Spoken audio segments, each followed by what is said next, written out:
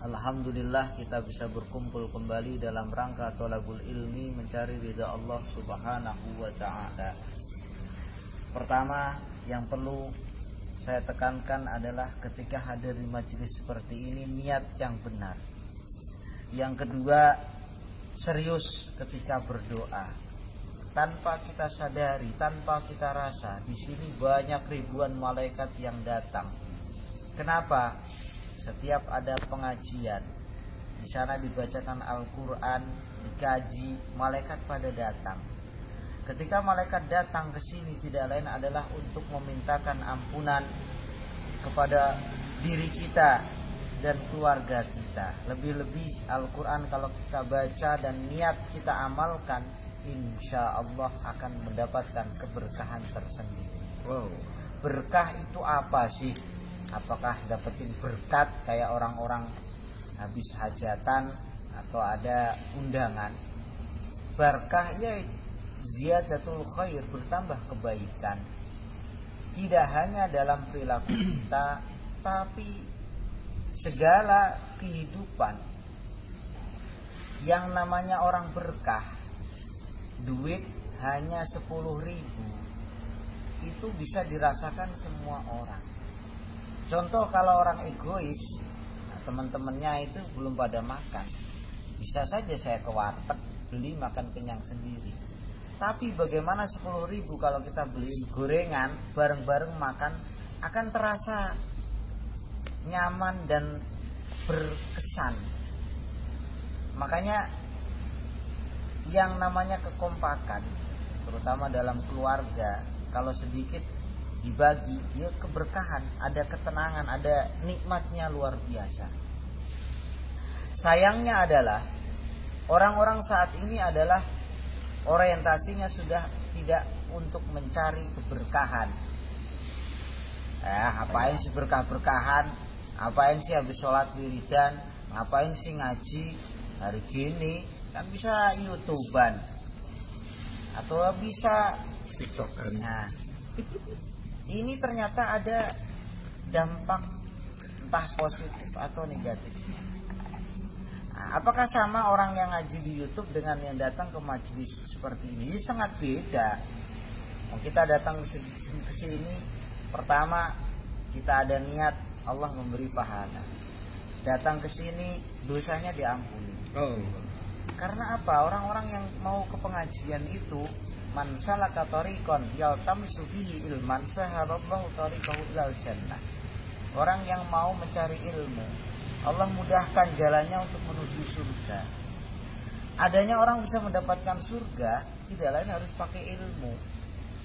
Kenapa? Al ilmu imamul amali. Ilmu ini sebagai imamnya amal. Amal kita bisa benar, itu harus didasari dengan ilmu. Tanpa ilmu niscaya amal kita tidak akan diterima oleh Allah. Orang yang berilmu sebetulnya santai. Kau bisa datang ke pengajian ini lebih baik daripada sholat 1000 rakaat. Padahal cuma mendengarkan saja, walaupun yang dibaca 1 atau 2 ayat. Nah, ayat yang dibaca tadi ini berkaitan dengan ayat sebelumnya, bahwa orang-orang Yahudi maupun Nasrani ini tidak akan rela sampai umat Islam mengikuti rekayasa, mengikuti strategi yang mereka siapkan. Sampai-sampai umat Islam ini mengikuti pola pikir orang-orang Yahudi atau Nasrani. Contohnya bagaimana? Salah satunya adalah mereka pintar di dunia digital, di dunia elektronik, mereka luar biasa cerdasnya. Pengaruhnya apa ke orang Islam? Salah satunya adalah tradisi yang ramai, yaitu Valentine contohnya, atau kegiatan-kegiatan yang lain. Anak-anak kita, saya ditanya, Pak, bolehkah kita merayakan Hari Raya Valentine? Hari Raya Valentine itu menunjukkan orang gak punya rasa kasih sayang.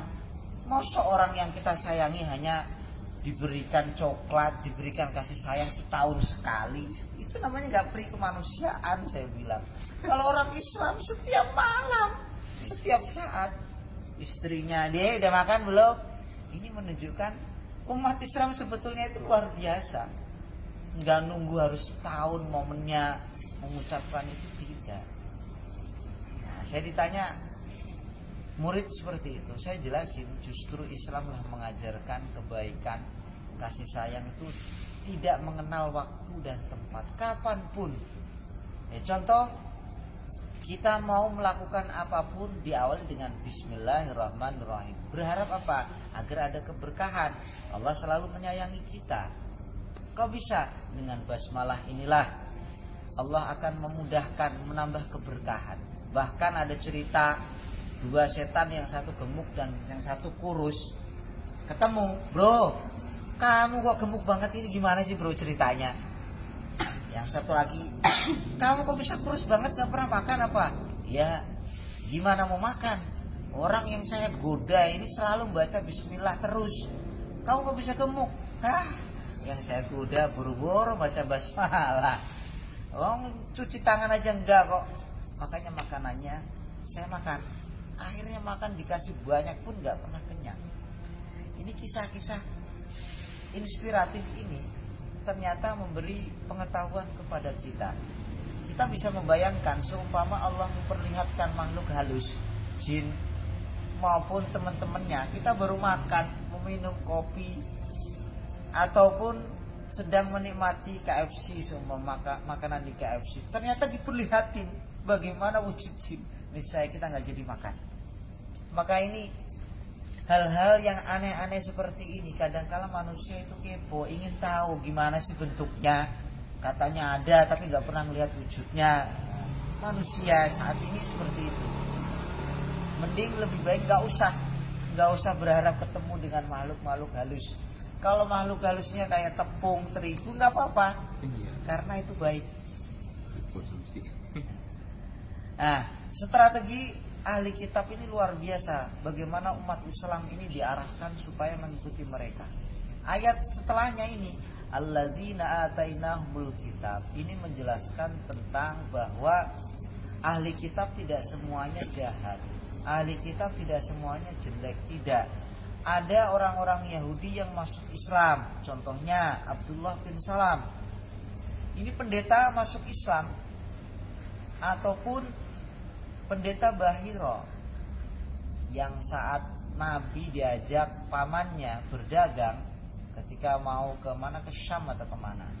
Di sana ada pendeta yang memberitahu, menginformasikan kepada Abu Thalib, hati-hati jangan dilanjutkan, khawatir ntar ada dimusuhin orang atau dicelakain sama orang. Karena Bahiro ini sudah tahu, membaca di kitab Taurat bahwa ciri-ciri Nabi akhir zaman itu seperti ini, seperti ini, seperti ini. Itu pendeta Bahiro ini tahu bahwa inilah sesosok, yaitu Nabi Muhammad SAW. Jadi pendeta-pendeta yang benar-benar membaca kitabnya, kitab Taurat maupun Injil, sebelum dirubah, ditambahi atau dikurangi, mereka tahu itu Nabi Muhammad. Nah, ayat ini menjelaskan alladzina atainahumul kitab, dan orang-orang yang telah kami berikan kitab Taurat maupun Injil, yatlunahu haqqat, yang fenomena yaitu jadi.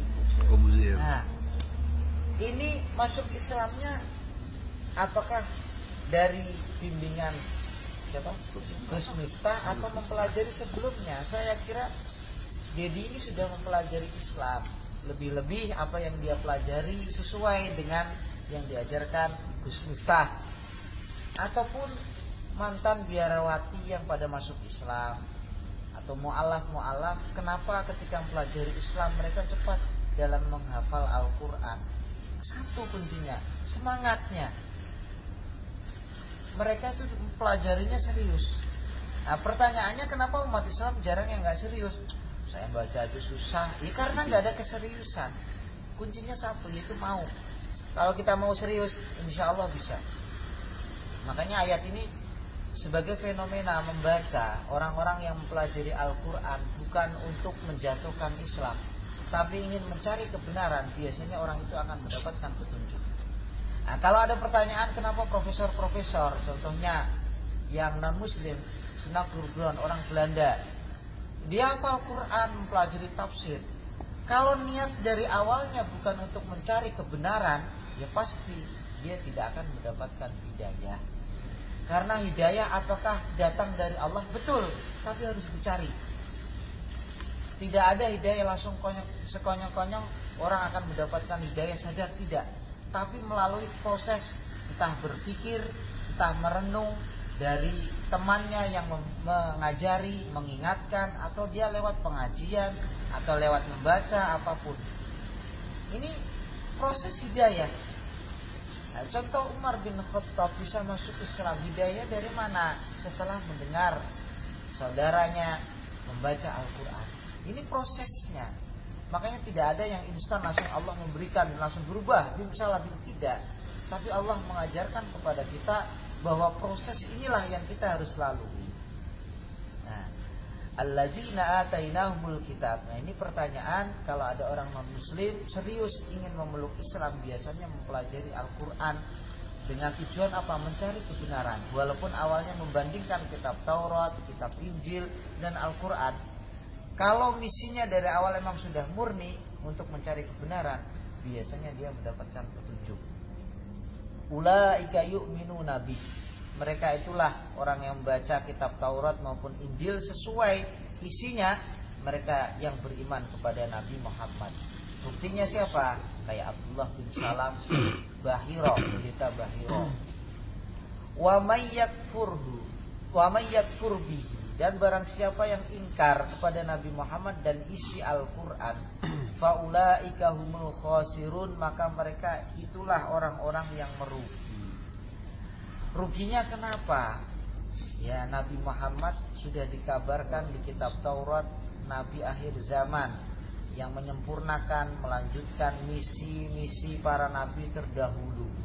Nah, bila kita ingkar kepada Nabi maupun isi Al-Quran, ya kita akan rugi. Lebih-lebih ketika umat Islam sudah ingkar Al-Quran. Ingkarnya tidak berupa ucapan atau meremehkan, tapi kita lari. Bagaimana? Kita sudah nggak mau ngaji, kita nggak mau pelajari cara baca Quran, kita nggak mau tahu isinya. Ini salah satu orang yang ingkar. Ingkarnya apa? Bukan karena menentang, tidak, tapi tidak mau mempelajari. Pertanyaannya seperti ini. Kalau umat Islam sudah, penyebabnya adalah araftumul Quran. Kita tahu Quran itu kitab suci. Tapi walam ya'malu bihi, kita tidak mau mengamalkan. Mengamalkan itu bagaimana? Yang baca, yang mengkaji, yang kayak seperti inilah, nggak mau mempelajarinya. Yaitu salah satu menjadi penghalang doa kita. Makanya setelah pengajian seperti ini, walaupun satu ayat kita terapkan dalam kehidupan. Oh, ternyata ayat yang kita kaji tadi untuk membaca fenomena orang-orang non-muslim yang masuk Islam. Update ternyata, oh kasus-kasus seperti ini banyak. Setelah Dedi itu siapa lagi?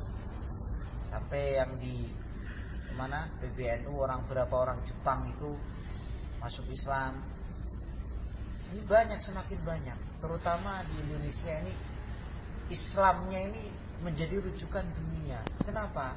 Benar-benar bisa membawa rahmah, bisa hidup berdampingan dengan harmonis dengan pemeluk agama lain.